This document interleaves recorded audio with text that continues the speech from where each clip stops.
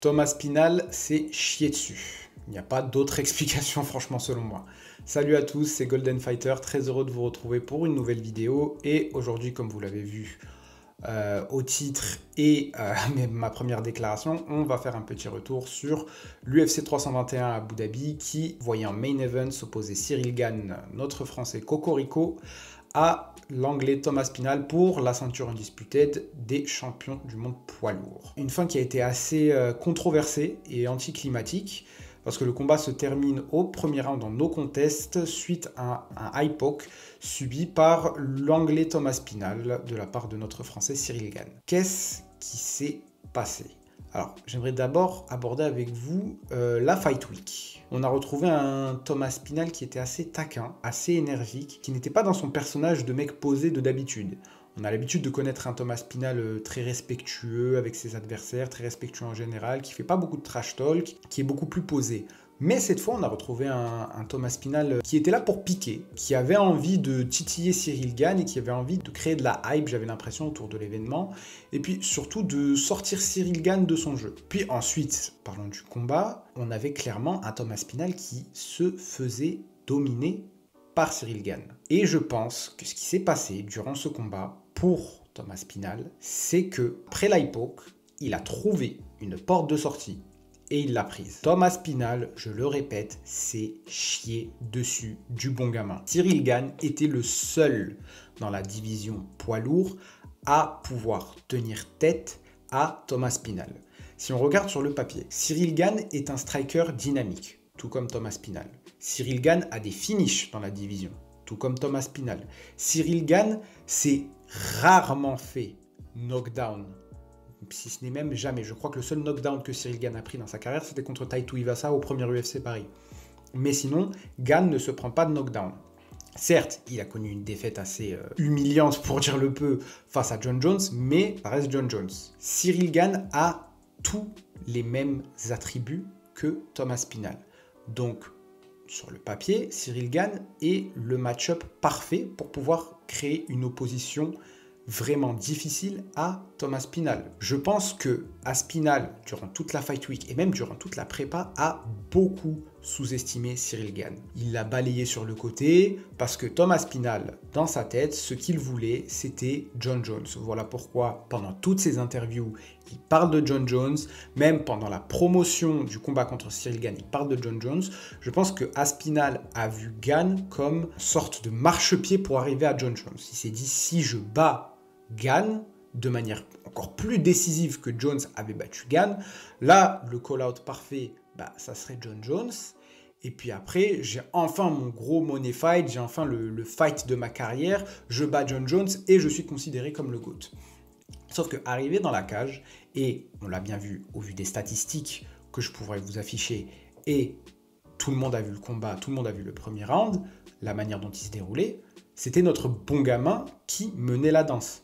Les takedowns étaient défendus. Les jabs touchaient Thomas Spinal à chaque fois. Ciryl Gane a pété le nez de Thomas Spinal pendant ce combat et a beaucoup plus frappé et beaucoup plus touché. Selon les statistiques, les frappes significatives pour Thomas Spinal étaient de 17 envoyées pour 17 touchés, et pour Ciryl Gane, on était sur du 24 envoyés pour du 24 touchés. Donc on avait un volume qui était beaucoup plus grand et une précision qui était beaucoup plus grande. Ciryl Gane était en train de mener la danse. Alors certes, les gens me diront c'était le premier round, on ne peut pas savoir. Autant au deuxième round, il allait se faire amener au sol et soumettre. Mais la réalité des choses est que ce qu'on a vu, c'est un Ciryl Gane dominant face à un Thomas Spinal qui était sur le reculoir. À partir du moment où l'high poke est arrivé, Thomas Spinal a trouvé une porte de sortie car il était sous-préparé, car il a sous-estimé Ciryl Gane et a choisi de prendre cette porte de sortie pour avoir un booking un peu plus tard. Thomas Spinal a fait preuve de lâcheté. Voilà, tout simplement. Il a fait preuve de lâcheté comme John Jones a fait preuve de lâcheté. Et je m'explique. Ciryl Gane a subi une blessure extrêmement similaire lors de son combat face à Derrick Lewis pour la ceinture intérimaire. Il a pris un putain de doigt dans l'œil par Derrick Lewis. Il avait la vision double, mais Gane a continué le combat et a TKO Derrick Lewis au troisième round pour gagner une ceinture intérimaire. Vous voulez un autre exemple de pourquoi Thomas Spinal est un lâche? Michael Bisping, un compatriote anglais à lui, a gagné la ceinture des middleweight avec un œil en moins. Michael Bisping n'avait qu'un seul œil quand il a mis KO Luke Rockhold. Thomas Spinal chiale pour un doigt dans l'œil alors qu'il avait les yeux fermés. Alors, je ne dis pas que la blessure n'est pas grave, je ne dis pas que ça rend le fait qu'il se soit pris les doigts dans les yeux ok, mais il avait les yeux putain de fermés, il ne s'est pas fait crever les yeux. Il a pris un doigt dans l'œil, c'est malheureux, mais le doigt dans l'œil était involontaire. Thomas Spinal est une chialeuse, est un lâche, il a trouvé une porte de sortie, il l'a empruntée parce qu'il était en train de se faire chicoter par Cyril Gane. Cyril Gane allait le chicoter sur 5 rounds, allait gagner une décision unanime et allait ramener la ceinture en France. Et Thomas Spinal ne voulait pas que ça lui arrive parce qu'il a considéré Cyril Gane comme une merde. Il s'est dit je ne peux pas perdre contre ce gars qui s'est fait soumettre en 1 minute 30 par John Jones. Non, moi je suis Thomas Spinal, je veux un no contest. Et il a pris le no contest.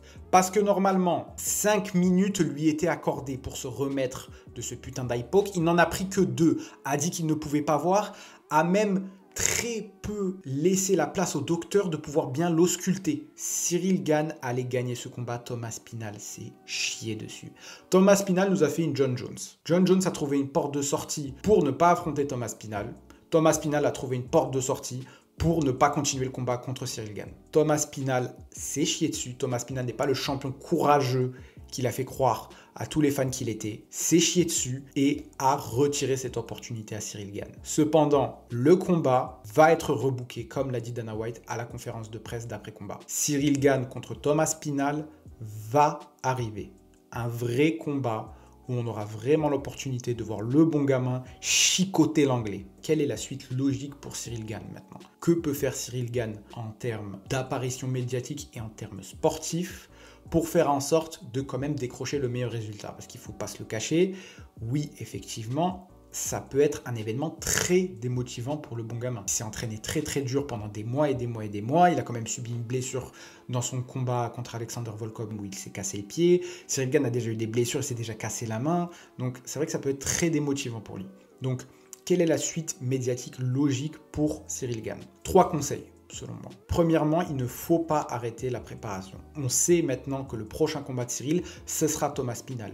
Donc, je pense que le plus intelligent serait de prendre à peu près 2 semaines de repos après ce training camp et après ce combat, histoire de se remettre des émotions et également de se remettre de toute la préparation qui a été très dure, et puis de continuer dans une prolongation de ce qui a déjà été fait, du travail qui a déjà été effectué, du ciblage sur la lutte, sur les amener au sol, sur le volume, et de créer la suite logique de ce qu'on était en train de voir se dérouler lors de ce premier round. Deuxième chose, au niveau des apparitions médiatiques, je pense qu'ils devraient adopter la même stratégie qu'ils ont adoptée, c'est-à-dire le coin Lopez également, parce qu'on sait que c'est également beaucoup Fernand qui gère cela pour Cyril. Même stratégie qui a été adoptée de base, c'est-à-dire très peu d'apparitions médiatiques, quelques apparitions dans des médias français très importants, une apparition dans un média international, et puis pas plus. Pourquoi? Parce que déjà, ça développe le mystique autour du fight, autour de ce qui s'est passé, et ça permet aussi à Cyril de pouvoir beaucoup plus se concentrer sur l'entraînement. Également, je pense que ce serait bête de vouloir adopter exactement la même stratégie qu'on a prise au premier combat. Je pense qu'il faut changer 2-3 choses. Peut-être prendre Thomas Spinal à contre-pied et l'amener sur un terrain où il n'attendait pas Cyril Gane. Peut-être travailler un peu plus de lutte offensive cette fois-ci, tenter de les amener au sol, mixer un peu les choses pour faire en sorte que cette fois-ci Thomas Spinal soit devant encore une fois quelque chose de nouveau auquel il ne s'attendait pas, et bien sûr garder les bases de Cyril qui sont son excellent striking, ses déplacements, ses mouvements, ses décalages et surtout son volume. Troisième chose, je pense qu'à chaque apparition médiatique, Cyril Gane devrait titiller, si ce n'est provoquer Thomas Spinal sur cette lâcheté dont il a fait preuve, et sur le fait que lui aussi a subi des blessures similaires, mais a quand même continué le combat. C'est-à-dire s'élever médiatiquement aux yeux du public international, montrer que lui, c'est un champion qui est capable, qui, malgré des adversités de ce genre, est toujours resté dans la cage, et que lui et Thomas Spinal ne sont pas du tout au même niveau. C'est-à-dire que même en termes de courage, Cyril Gane surpasse Thomas Spinal. Mettre cette narrative dans la tête des gens, dans la tête du public international, dans la tête du public français, dans la tête du public en général, ne pourra que servir Cyril Gane dans la préparation du combat, ça titillera Thomas Spinal qui peut-être lui se sentira provoqué et aura des réactions qu'il n'aurait pas normalement, ce qui pourrait avantager Gane durant le combat. Et puis surtout médiatiquement, ça mettrait Cyril Gane encore une fois dans les bonnes grâces de l'UFC.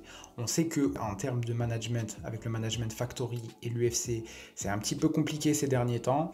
On sait que en termes médiatiques pour Cyril Gane en France et sur le plan international, c'est difficile depuis la défaite face à John Jones.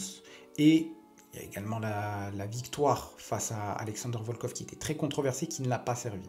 Donc je pense que médiatiquement, c'est important de rappeler aux gens qui est Cyril Gane, de rappeler aux gens que Cyril Gane est un champion qui a fait face à de l'adversité, mais qui lui, contrairement à l'anglais, a toujours su les surpasser. Dites-moi ce que vous en pensez dans les commentaires. Selon vous, quelle stratégie médiatique Cyril Gane devrait adopter et puis surtout quelle stratégie de combat Cyril Gane devrait adopter. Dites-moi ce que vous pensez de la réaction de l'anglais suite à l'IPOC. Dites-moi, est-ce que vous trouvez qu'il en a fait trop? Est-ce que vous trouvez qu'il a abandonné? Ou est-ce que vous trouvez que sa réaction était légitime? N'oubliez pas de liker cette vidéo, de la partager, de vous abonner et d'activer la cloche de notification pour être notifié chaque fois que je sors une nouvelle vidéo. J'ai été Golden Fighter et je vous dis à la prochaine pour une nouvelle vidéo. Peace!